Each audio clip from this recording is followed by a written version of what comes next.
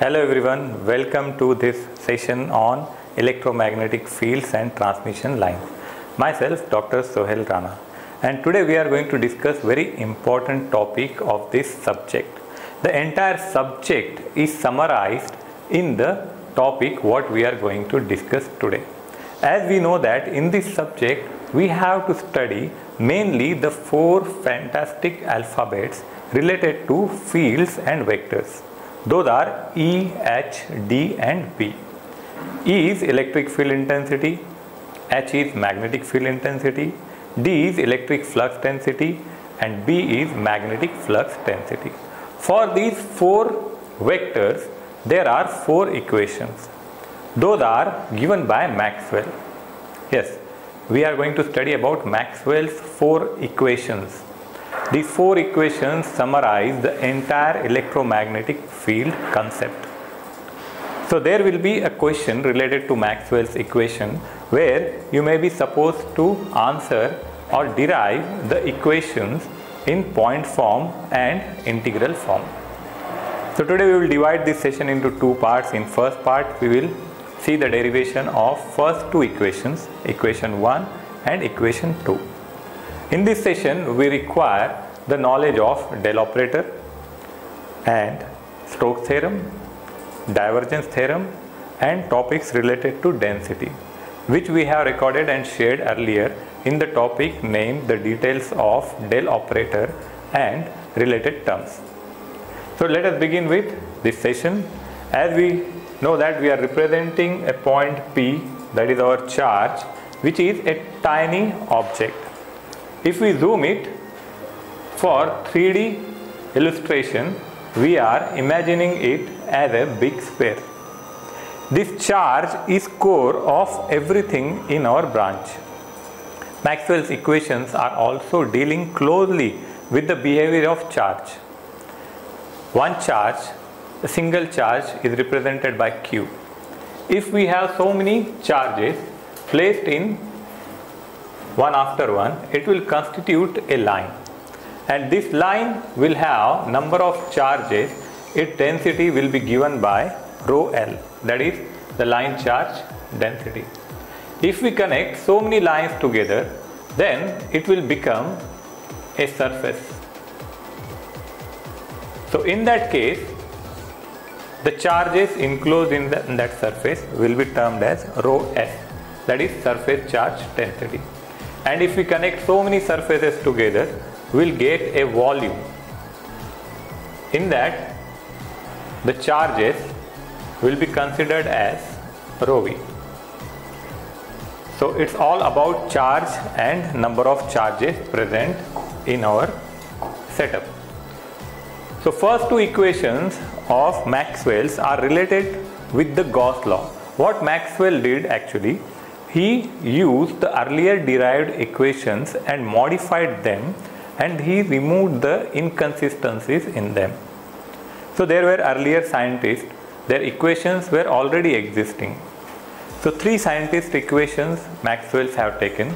First one was Gauss, second Faraday, and third one was Ampere's. The first two equations of Maxwell's are related with Gauss law. First one is Gauss law related to electric field, and second one is Gauss law related to magnetic field. So before that, let us discuss the Gauss law. Gauss law is about a point charge. If we consider that there is a point charge, there will be production of electric field intensity around that. And electric field intensity and electric flux density both are interrelated with each other with one relation, that is D is equal to epsilon E. What Gauss law states that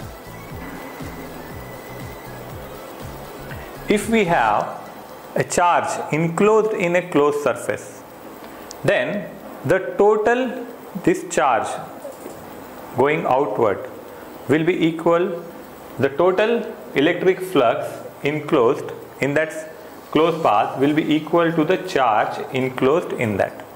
For that we will consider one example. Suppose you imagine that you have a water filled balloon, and that water filled balloon, if you puncture it, what will happen? There will be outflow of the water with some force in all the directions. This is nothing but divergence. This concept is very important in this aspect. So what happens in divergence? The force lines, the fluid will go out in all the direction, and the volume of this balloon will shrink towards zero. So that is the basic concept of Gauss law. So something same happens here. If charge is enclosed in one closed path, and if we take the divergence of that charge, then what will happen? The same amount of charge will be converted into the flux, and it will have the flow. So here we can see that here d bar is electric flux, that is normal to the surface of the Gaussian sphere. Any place where we can apply Gauss law is called as Gaussian surface. So in Gauss law session it is discussed in detail. So this is about Gauss law. So it may have normal component or it may have some component with angle. If some angle is there, it is given by,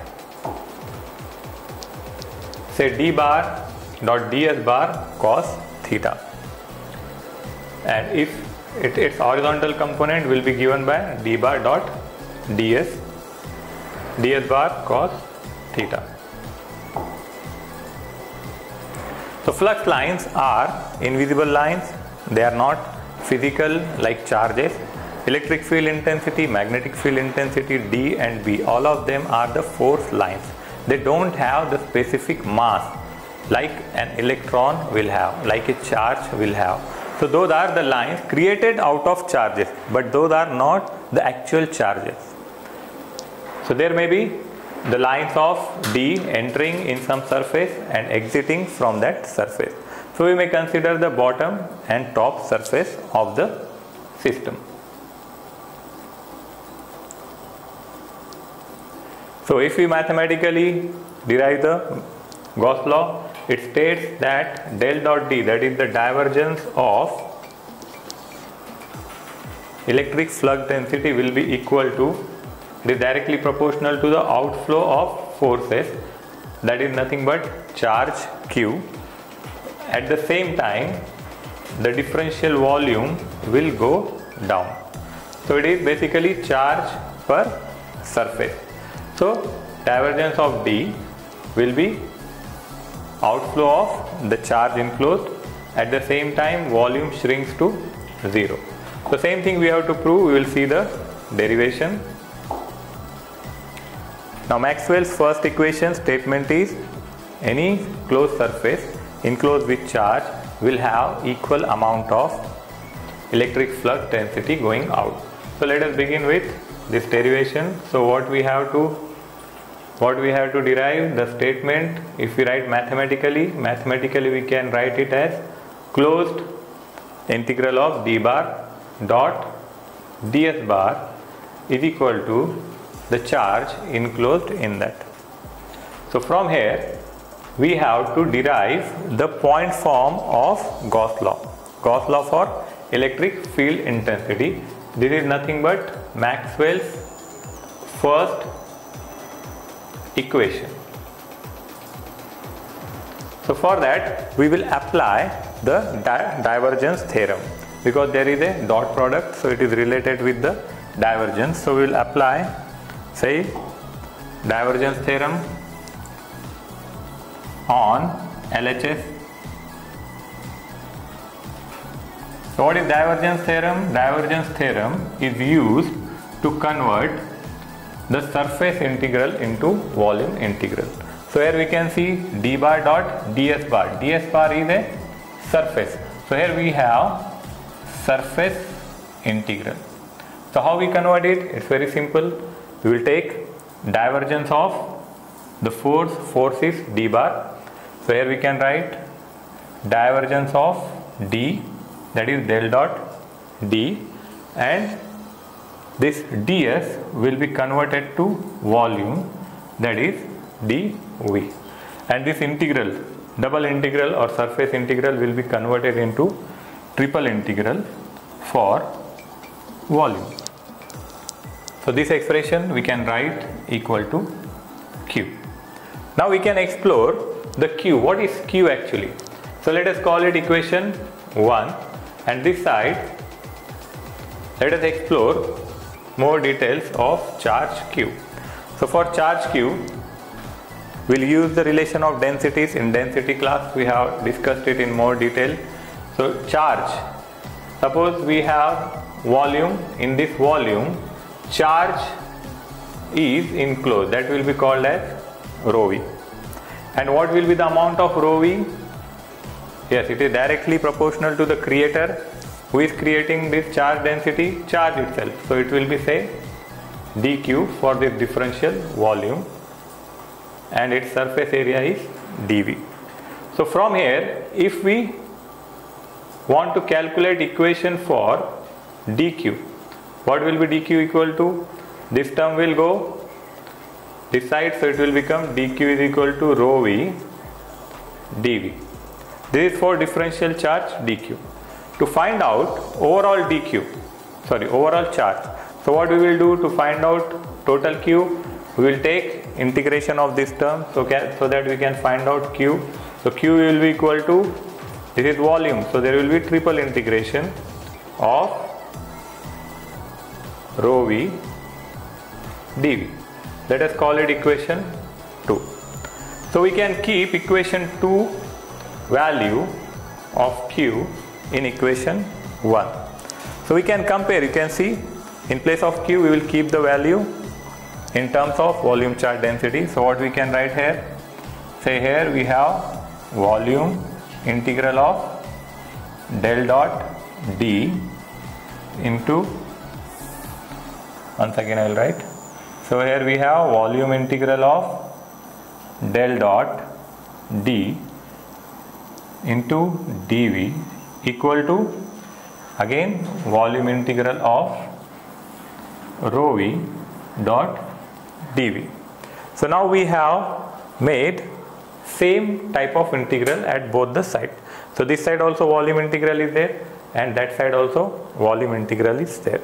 So if we compare both of them, if we cut down the integrals both sides and this dv from both sides, so what will be the relation?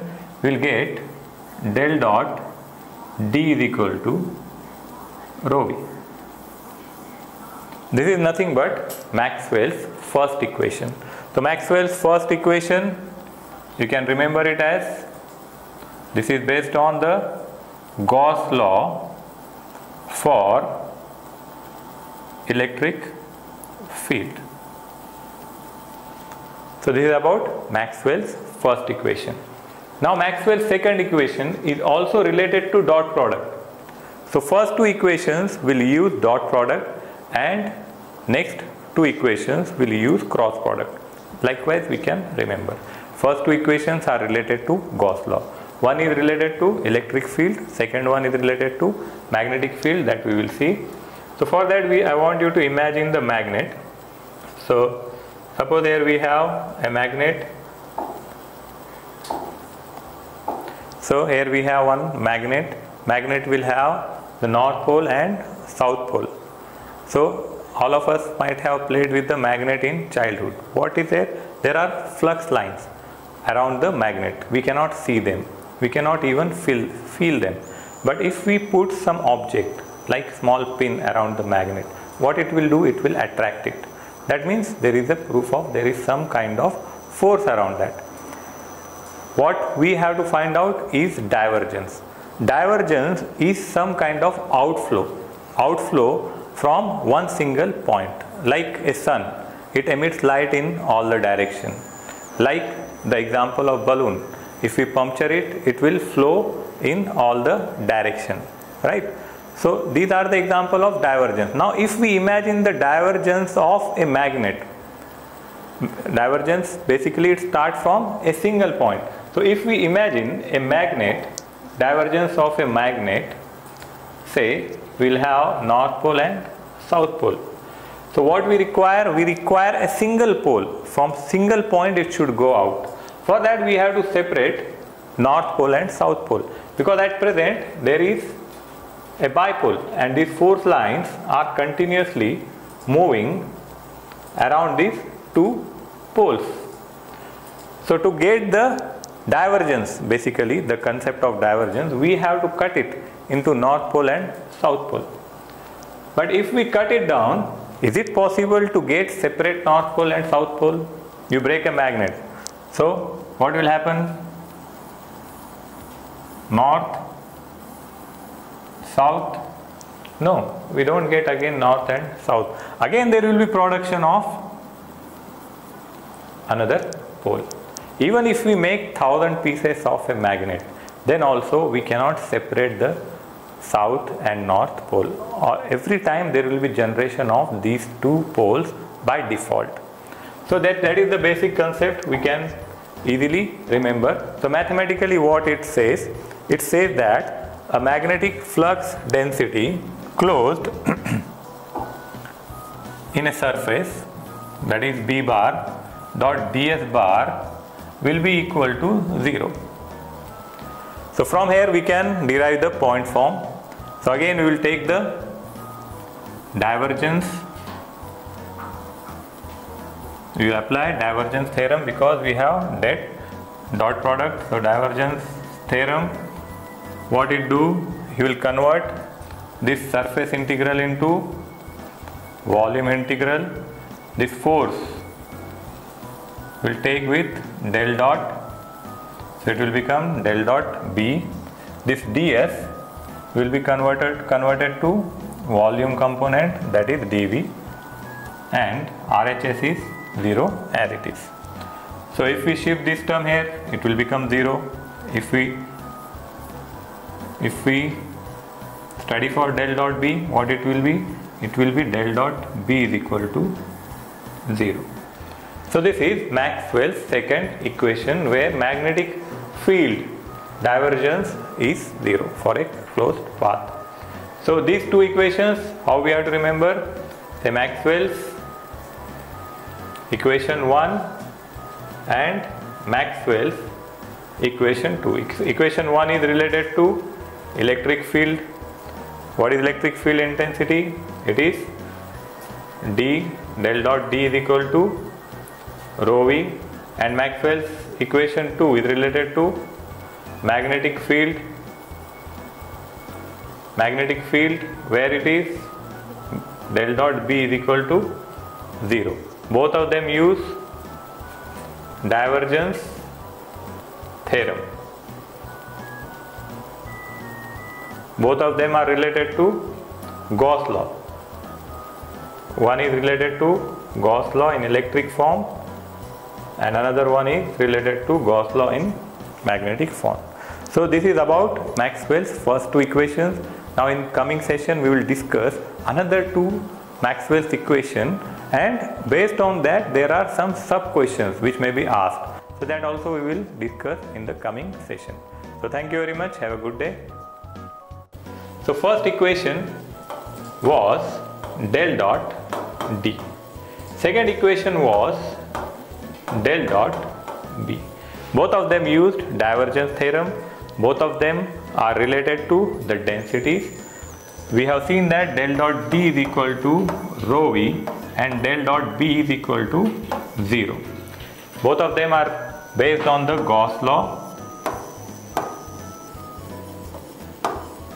Now we will discuss Maxwell's third equation and fourth equation. Third and fourth equation are based on the cross product and Stokes theorem.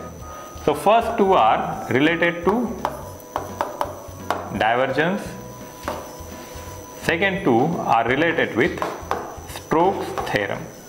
So here we have del dot. So in third and fourth we will have del cross.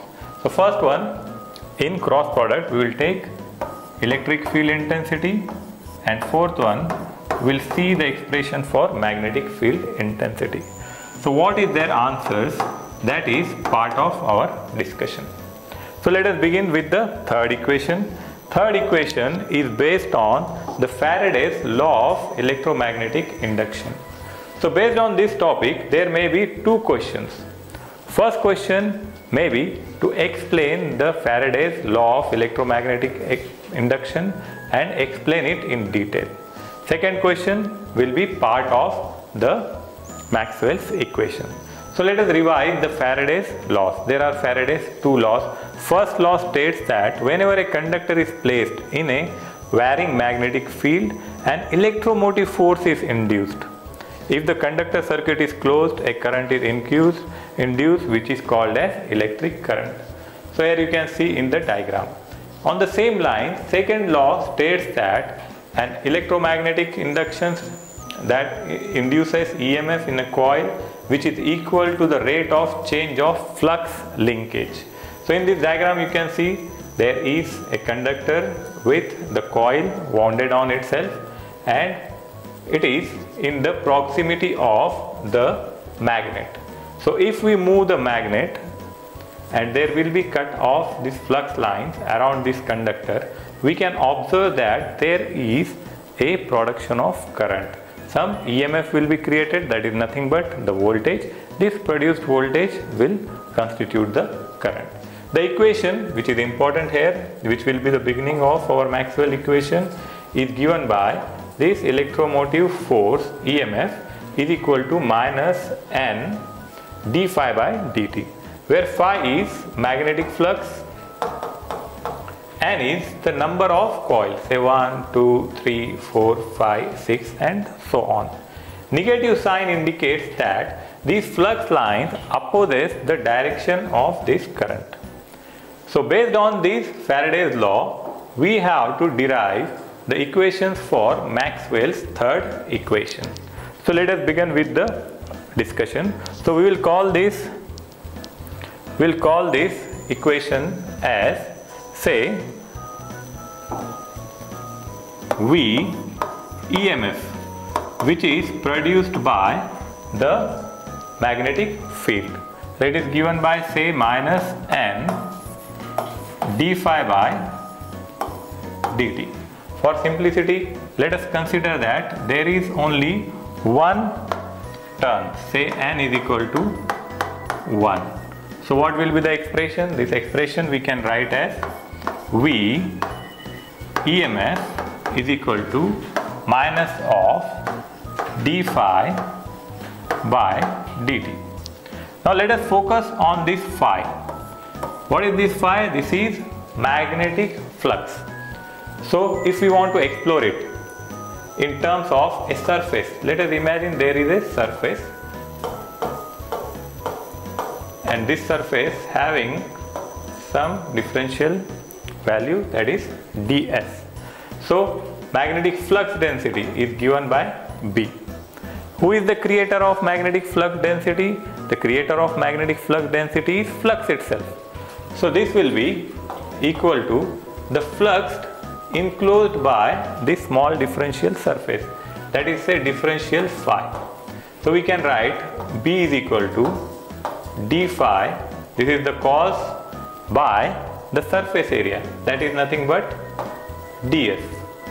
So from here, if we want to find out d phi, we can write it as d phi is equal to B dot ds.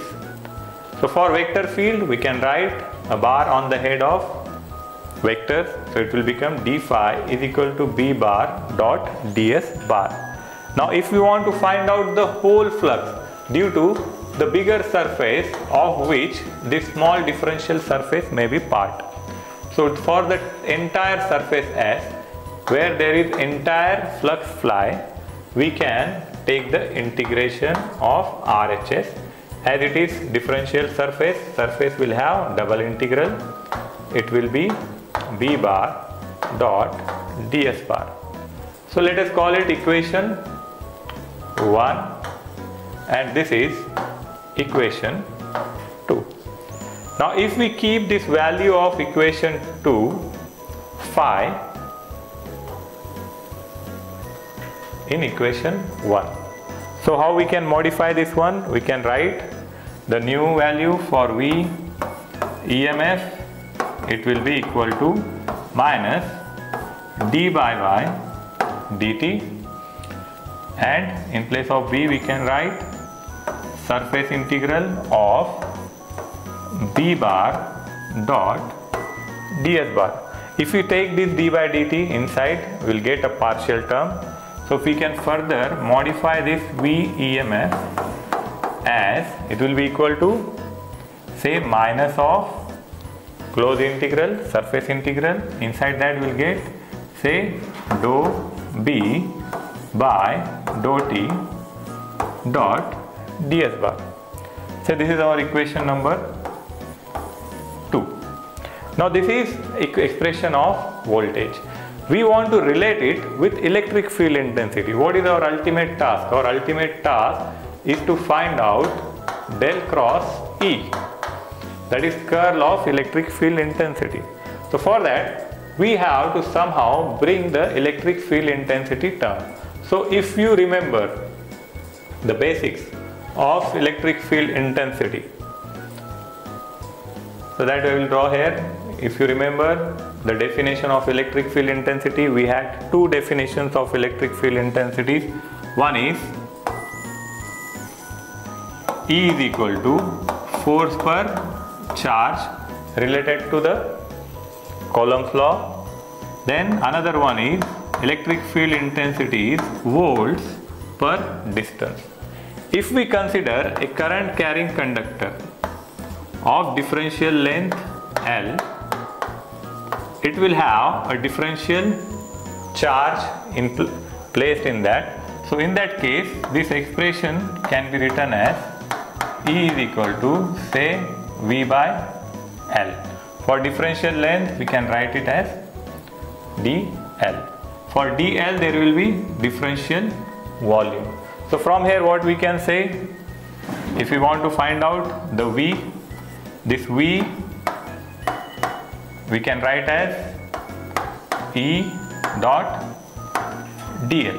For vector field we can write E bar dot dl bar. So this is differential volume.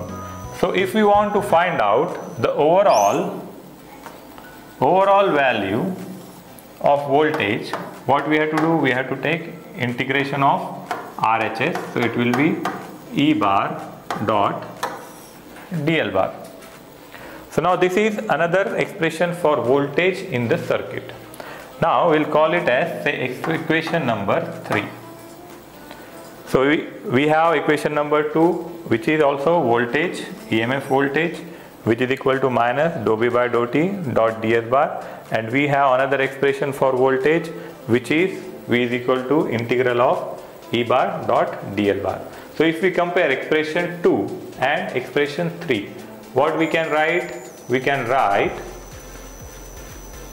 integral of, this is line integral of E bar dot dl bar is equal to minus surface integral of dou b by dou t dot ds. So now from here we can see that one side is line integral, another side is surface integral. So we have to make them same for comparing. So what we will do, we will take it in the form of, say, we will use Stokes theorem. What is function of Stokes theorem? Stokes theorem is used to convert line integral into surface integral. So here we will write what is our last expression. Our last expression is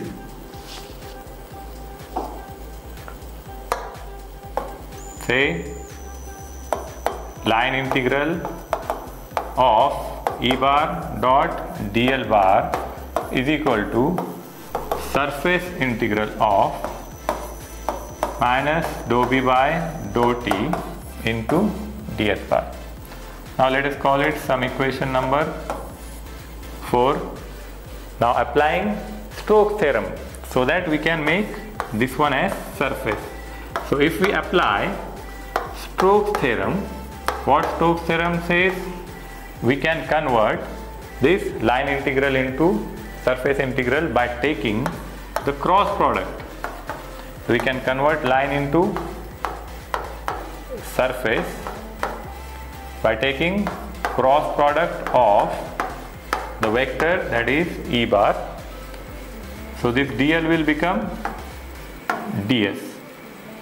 So now we have this expression which can be compared with the RHS, which is also surface integral minus, which is minus dou b by dou t dot ds. So now if we compare and cancel the integrations from both sides and this ds from both sides, we can say that del cross E is equal to minus dou b by dou t. This is nothing but Maxwell's third equation. So if you have to write the statement of Maxwell's equation, what we can say? The curl of electric field intensity is equal to the time changing magnetic flux density, or we can say that a changing magnetic flux density creates electric field intensity.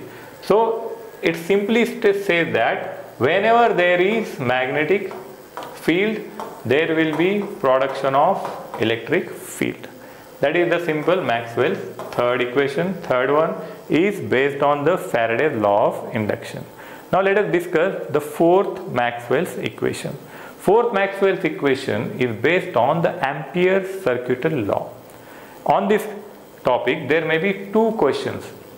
One will be, it is related with the concept of displacement current and the inconsistency in Ampere's law, which was removed by Maxwell, and its derivation. So as we discussed in previous session, Maxwell has taken the earlier equations derived by the scientist. First two equations he has taken from Gauss law. Third one is based on Faraday's law of induction. Fourth one is based on Ampere's law, and he improved the Ampere's circuital law. Now in coming session we will discuss another two Maxwell's equation, and based on that there are some sub questions which may be asked. So that also we will discuss in the coming session. So thank you.